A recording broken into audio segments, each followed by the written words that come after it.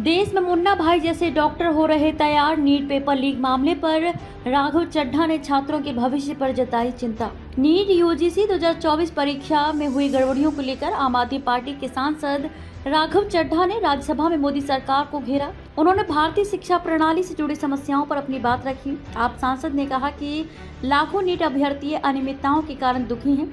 अगर ऐसी घटनाएं जारी रही तो हमें मुन्ना भाई एमबीबीएस जैसे डॉक्टर देखने को मिलेंगे। सरकार को नीट पेपर लीक की जांच करनी चाहिए और जिम्मेदार लोगों को दंडित करना चाहिए। अस्तित्व की लड़ाई लड़ रहे छात्र, आप सांसद। राघव चड्ढा ने आगे कहा कि बिगड़ती शिक्षा व्यवस्था का संकट हमारे देश को प्रभावित कर रहा है। ये व्यवस्था कभी हमारे देश का गौरव हुआ करती थी, लेकिन आज ये एक युद्ध का मैदान बन गई है, जहां हमारे बच्चे ज्ञान या अधिकार के लिए नहीं बल्कि अपना अस्तित्व बचाने के लिए लड़ रहे हैं।